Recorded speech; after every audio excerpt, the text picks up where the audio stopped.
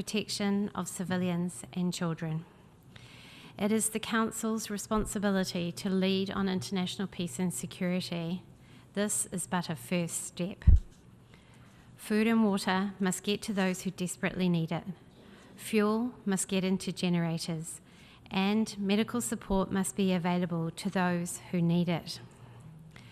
What has been possible so far is nowhere near enough.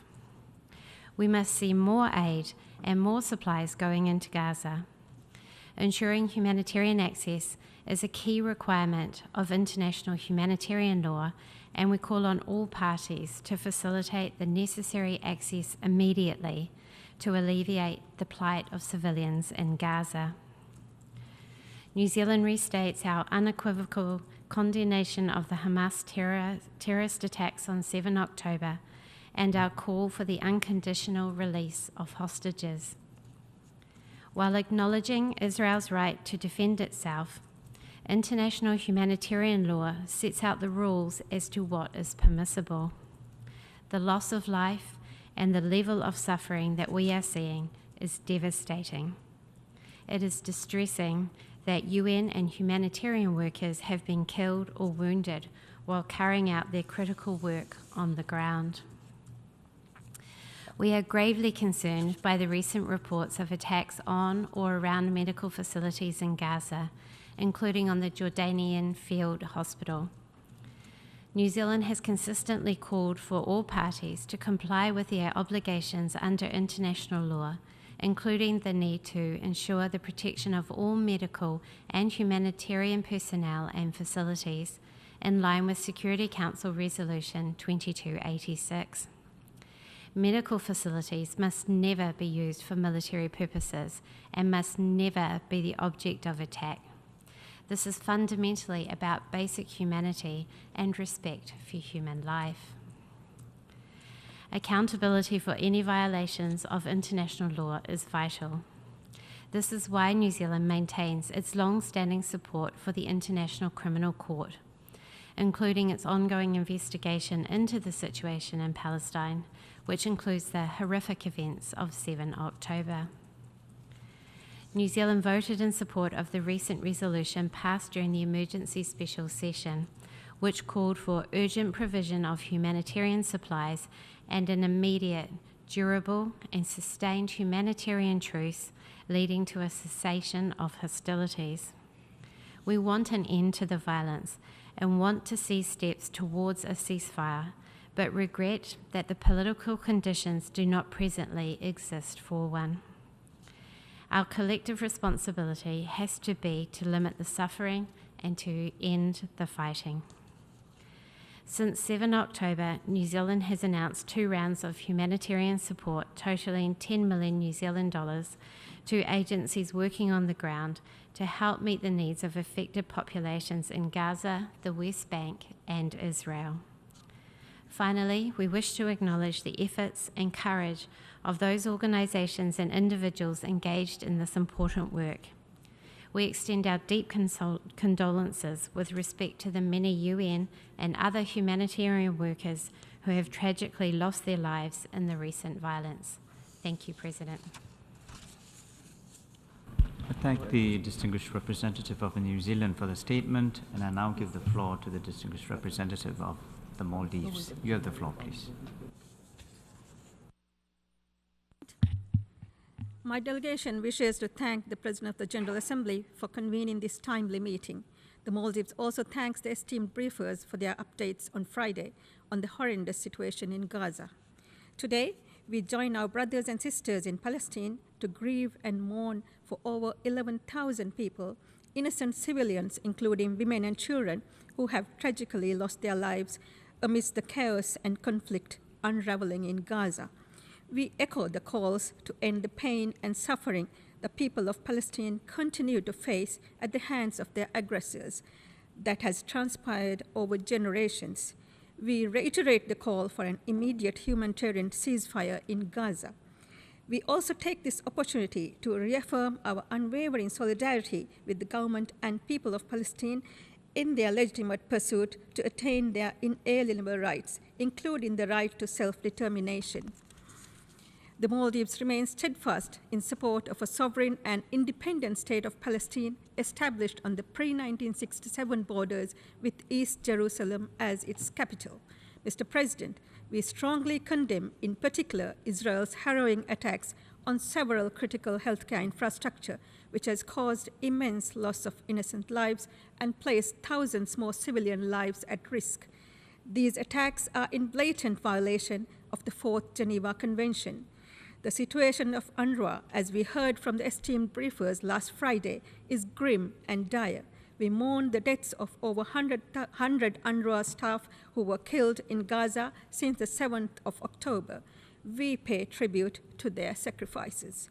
The Maldives urges the international community to intensify the efforts to guarantee the safety of UNRWA staff and other humanitarian aid personnel who are selflessly delivering life-saving assistance under acutely dangerous conditions. In the same vein, we echo the call on the global community to secure and mobilize sufficient funding for UNRWA to function efficiently and urgently. Mr. President, the situation is beyond dire and time is of the essence. The Maldives calls on the aggressor to stop the horrendous attacks and abide with international humanitarian law. We urge the Israeli Defense Force to facilitate the opening of humanitarian corridors to ensure that aid enters Gaza safely at the scale and urgency it is needed. Before concluding, we reiterate the call on the international community to take strong, decisive actions to ensure an immediate and sustained humanitarian ceasefire in the Gaza. Thank you, Mr. President. Thank the representative of Maldives for the statement, and I now give the floor to the representative of Norway. You have the floor, please. We thank the President for organizing today's timely meeting as a resumption of the meeting which was conducted last Friday. We are deeply grateful to all the UN organizations and agencies for their important briefings in the meeting last Friday, and not the least for their heroic work to both operate and to deliver under extremely challenging situations. Their messages are well received and well heard, and also their concerns expressed. Vice President, allow me first to express our heartfelt condolences for the death of more than 100 UN humanitarian staff in Gaza.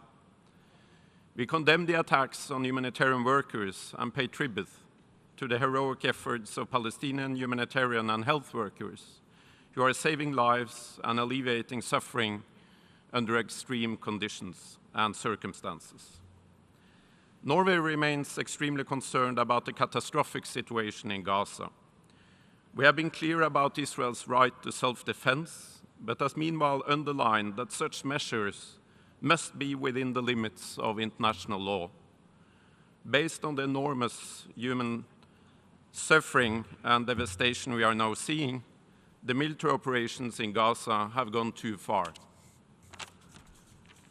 The lack of food, electricity, water, medicines, and healthcare is a disaster for the people of Gaza, including for almost 1 million children. The death toll is unbearable. We deplore the continuing denial of humanitarian aid to Gaza, and we call for sufficient, safe, rapid, and unhindered humanitarian access immediately. For humanitarian assistance at scale, it is necessary to open additional border crossings, such as Kerem Shalom. Water and electricity supply must be turned back on, and fuel must be allowed in, at a different scale than what we have witnessed over the past days. Vice President, we welcome the adoption of Resolution 2712 by the UN Security Council last week. It must be implemented by all parties. Furthermore, and as a follow-up on the resolution adopted by this body, by UNGA, on 27 October, which Norway voted in favor of, Foreign Minister Barth Eide has stayed in close contact with his counterparts in the region and beyond to discuss the need to improve the humanitarian situation, where Norway sees the urgent need for an immediate, durable, and sustained humanitarian ceasefire to secure humanitarian access to Gaza. Vice President, we must increase our efforts to contribute to de-escalation and the prevention of regional spillovers. The ongoing war in Gaza has shown that sustained regional stability cannot be achieved without addressing the Palestinian question. We must intensify diplomatic efforts to realize the two-state solution based on pre-67 borders. In a time of rearmament and rising global tensions, ensuring adherence to international law is more urgent than ever. We must act to preserve and strengthen existing instruments that prohibit and regulate the use of weapons that cause the most humanitarian harm. Let me take this opportunity to highlight the importance of the political declaration on explosive weapons in populated areas. When explosive weapons are used indiscriminately in populated areas, civilians reportedly account for almost 90% of casualties. This declaration is, sadly, more relevant than ever. Vice President, to conclude, our immediate priority must be to save lives. Humanitarian access to Gaza must be dramatically improved and sustained. Norway fully endorses the Humanitarian Relief Coordinator Martin Griffiths' 10-points plan. I thank you. I thank the representative of Norway for the statement, and I now give the floor to the representative of South Africa. You have the floor, please. Thank you, Mr. President. We welcome the convening and continuation of this briefing and informal on the humanitarian situation in Gaza, which is facing a catastrophic humanitarian crisis and lacks basic services such as fuel, water shortages, sanitation, food, medicines, and medical supplies.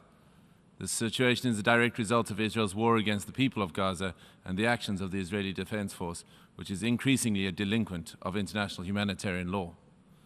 The work displayed by all the agencies that have briefed us here today and, on Friday, is nothing short of heroic and deserves our unconditional applause and absolute support. We have also heard the need for fuel and unhindered access for humanitarian support and aid, and it must be honored by the occupying power. South Africa is concerned about the stretched funding of the United Nations Relief and Works Agency due to the demanding needs and the destruction of its infrastructures and capacity. We have heard what is needed, and we should respond. We call and commend those countries that have already responded positively by contributing to UNRWA to assist the people of Palestine. We also commend the humanitarian and health workers that are on the ground assisting under the severe conditions to alleviate the suffering of the Palestinian people. We note the challenges they are facing as humanitarian actors on the ground with limited access, especially in some of the most affected areas of Gaza. We also welcome the progress on the ground with some humanitarian aid, such as food, water, medicine, and medical supplies, and fuel being supplied. We also wish to extend our condolences to those who have lost their lives while trying to assist in their humanitarian work. The solution to resolving this humanitarian crisis is to stop the war through a sustained humanitarian ceasefire. South Africa echoes the United Nations General Assembly's resolution that has called for an immediate ceasefire and the immediate opening of humanitarian corridors, including unhindered humanitarian access to allow for the provision of food, medical supplies, and fuel. Mr. Chair, there have been numerous examples of Israel's deliberate disregard for its obligations under international humanitarian law, in particular the principles of distinction, proportionality, and the obligation to take all feasible precautions to minimize loss of civilian life, injury to civilians, and damage to civilian objects. The absolute disregard for the protection of civilians exhibited by Israel, and even the targeting of civilian structures protected under international humanitarian law, has resulted in the deaths of more than 11,000 people in just over a month. South Africa, along with the rest of the world, condemns this record number of deaths. We also condemn in the strongest terms the targeting of hospitals, schools, apartment buildings, and essential infrastructure through aerial bombardment and ground troops. The continual attack on civilians, humanitarian workers, and the denial of the civilian population of Gaza of water, food, fuel, and electricity is prohibited under international humanitarian law and the Geneva Conventions and must not be permitted. And it is a failure on our part as the international community to take stronger action against Israel for its past indiscretions. We also need to address the erroneous justification of Israel's disproportionate use of force under the notion of Israel's right to defend itself through military means as an explanation of the unlawful use of force by Israel. Yet both the International Court of Justice and the United Nations have confirmed that Israel is an occupying power and is bound by international law. Therefore, it cannot exercise control over the territory it occupies and simultaneously execute a military attack against that territory on the claim that it is foreign and poses an exogenous national security threat.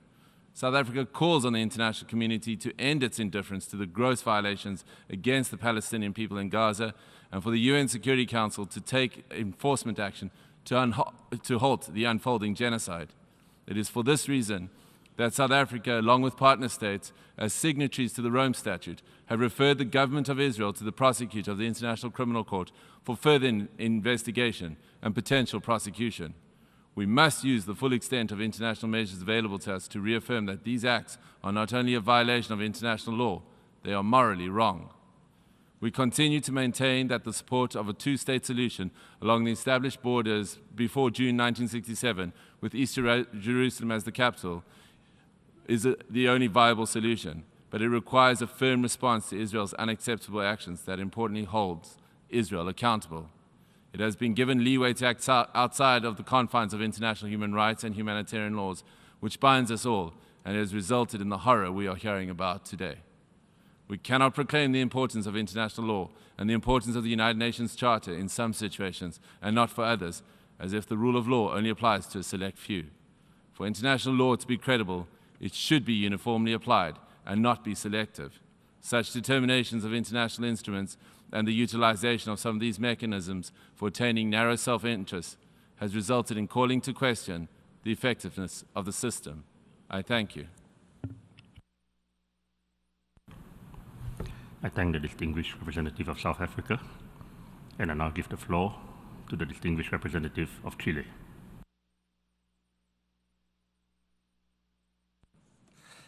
Gracias, señor presidente. Thank you, President. Chile desea comenzar esta Chile intervención would like to begin the expresando su statement by apoyo expressing al its dedicado y support valiente trabajo que to está the realizando dedicated UNRWA. work undertaken Hacemos by llegar nuestras UNRWA, más sentidas condolencias and we a las express familias y our seres queridos de los sincere más de 100 condolences to the funcionarios families and loved ones de esa of the more than agencia 100 humanitaria que han UN perecido staff durante who este have conflicto. perished during this conflict. Resulta paradojal y It is desmoralizante paradoxical que al and acercarnos a demoralizing la that as we conmemoración de los approach the 75 años de commemoration la of the Declaración 75th Universal de los anniversary Derechos of the Humanos, Universal Declaration que se of Human redactó en un mundo Rights, devastado por which la was guerra drafted in a y la world experiencia del devastated by Holocausto, war and tengamos hoy the que memory of the presenciar la cruel Holocaust. situación We are en Medio witnessing Oriente. the cruel situation that is Nos prevailing in the preocupa Middle la East actual today. operación militar We are de Israel en concerned by Gaza. Israel's military El operation in ejercicio de la Gaza. fuerza en el marco The de la use of legítima force in the defensa de context un of Estado que legitimate haya sido defense atacado in a debe state that estar has been guiado por el attacked derecho must be internacional guided by humanitario. international humanitarian Esto law. claramente no se está This is cumpliendo, clearly not happening. pues desde el 7 de octubre Since the han 7th of sido October, bombardeadas viviendas de civiles, housing infraestructura pública, centros belonging to educativos civilians, y de public salud, infrastructure, incluyendo schools and healthcare instalaciones de la facilities propia have been UNRWA. bombed, including Señor presidente, las UNRWA escuelas no facilities. son objetivos militares. Schools, Los President, are hospitales no not son military objetivos targets. militares. Hospitals are not Los recién military nacidos, targets. niños y las niñas no Newborns, son objetivos children are militares. not military Los targets. civiles no son Civilians objetivos are not militares. military Y los targets. trabajadores And humanitarios humanitarian workers tampoco are son not objetivos military targets militares. either. Hoy en Gaza no hay ningún hospital Today, seguro, in no hay Gaza, there is escuela no segura, safe no hay un hogar hospital, there is seguro, no no safe existe una school, zona de evacuación there is no segura. safe area No hay nada to be seguro para la evacuated to, población there de is Gaza. no safe place for the La people situación en in los Gaza. refugios sigue siendo The crítica, con situation for asistencia refugees disponible muy remains limitada critical, y sin espacio with adicional very para limited alojar al assistance creciente número de available desplazados internos and que limited se refugian en space las for the instalaciones de increasing number UNRWA of en toda la franja de IDPs. Gaza, enfrentando condiciones The humanitarias en people in creciente the deterioro. Gaza Strip are facing Nos preocupa el humanitarian recrudecimiento de la situations that violencia are en only intensidad y deteriorating. frecuencia. We are El concerned by impacto que the ha tenido en la uptick pérdida de in vidas violence humanas. and Por cierto, the esto ha loss afectado y of continúa human afectando lives. mayoritariamente a This is a mujeres y a situation niños. that En este contexto, particularly is affecting women and observamos children. con esperanza la reciente We adopción de la resolución are 2712 pleased to del see Consejo de the Seguridad adoption of presentada por Resolution Malta sobre la 2712 situación of the Security humanitaria en Council Gaza, con last especial Tuesday, énfasis en la protección de which todos los was niños on y Malta's niñas initiative. y en This pausas y focuses on the corredores humanitarian humanitarios situation in Gaza and urgentes y focuses on ampliados. the Por eso protection of levantamos la voz children para and pedir un the cese al urgent fuego need for inmediato, humanitarian pauses la and liberación corridors. inmediata e We call incondicional de for an todos los immediate rehenes, ceasefire, the así liberation, como la unconditional implementación sin liberation of demora de la all propuesta de 10 hostages puntos and the del secretario general adjunto implementation of the 10 El points acceso that humanitario rápido y sin the obstáculos a USG Gaza es una Griffiths cuestión de has extrema outlined. urgencia. Chile será activo Rapid en todo humanitarian esfuerzo access por in buscar y Gaza is a conseguir matter of justicia. great importance. We need to ensure that justice is achieved and that all matters are investigated by the relevant international authorities to look into any alleged crimes. We feel responsibility with our time. We must ensure that this war ends and that we can begin a process of dialogue and transition towards the existence of two states, as the United Nations resolutions have indicated on many previous occasions. Thank you. I thank the distinguished representative of Chile, and I now give the floor to the distinguished representative of Algeria.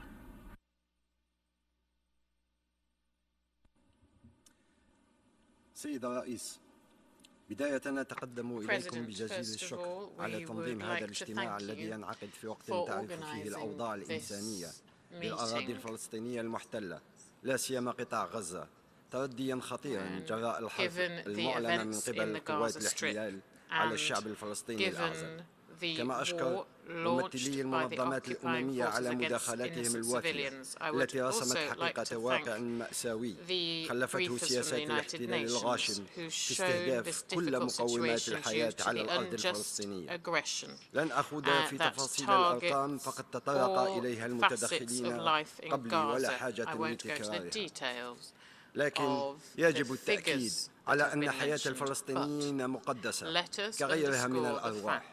لذا يجب علينا العمل جميعا من أجل وضع حد لحمام الدم والانتهاكات الصارخة التي نشهدها يوميا من قبل قوات الاحتلال، مثل ما دأب السيد الأمين العام على التذكير به. حتى الحرب لديها قواعد، وهي قواعد ملزمة يجب الامتثال لها. في هذا السياق يتم قرار الجمعية العامة ES 10/21 وقرار مجلس الأمن 27/12 اللذان يؤكدان على ضرورة احترام القانون الدولي الإنساني وحماية المدنيين. لكن ومع الأسف حماية المدنيين لا سيما الأطفال والنساء الذين يشكلون حوالي 70% من الضحايا والجرحى ليست من أولويات قوات الاحتلال. إن هذه الجرائم لا يمكن أن تبقى دوما دون مساءلة أو محاسبة. كما نؤكد على أن الوصول الآمن ومن دون عوائق للمساعدات هو حق لجميع الفلسطينيين بقطاع غزة المحاصر، وندعو المجموعة الدولية لمحاسبة من يعرقل ذلك. في هذا الصدد نؤكد على أولا ضرورة توفير الحماية لجميع العاملين في مجال الإغاثة وفقا للقانون الدولي الإنساني. إن استهداف عمال الأمم المتحدة وعمال الإغاثة هي جريمة ضد الإنسانية مكتملة الأركان. نقف هنا موقف إجلال أمام أرواح عمال الأونروا الذين قتلوا خلال موجة الاعتداءات هذه، ونثمن عاليا تضحياتهم. ثانيا أهمية وضع آلية مرنة تزيل العوائق التي تضعها سلطات الاحتلال وتمكن من وصول المساعدات في الوقت المناسب إلى جميع أنحاء قطاع غزة، لا سيما عبر معبر رفح. ومن غير المعقول أن تبقى المساعدات المتكدسة على الحدود في وقت تعاني فيه كل من في غزة حسب تقارير الأمم المتحدة من أزمة غذائية حادة. ونؤكد هنا التزام الجزائر الثابت بدعم الشعب الفلسطيني، وبأمر من رئيس الجمهورية السيد عبد المجيد تبون فقد تم إرسال مساعدات إنسانية استعجالية بمقدار 104 طن إلى قطاع غزة عن طريق جسر جوي مكون من العديد من الطائرات محملة بما يحتاجه الأشقاء الفلسطينيين. ثالثا لا بد من العمل على تطبيق قرار الجمعية العامة ES 10/21 وقرار مجلس الأمن 27/12، لا سيما دعوتهما لهدنة إنسانية تفضي إلى وقف لإطلاق النار من خلال آلية أممية تضمن التزام الجميع بتنفيذ أحكامهما.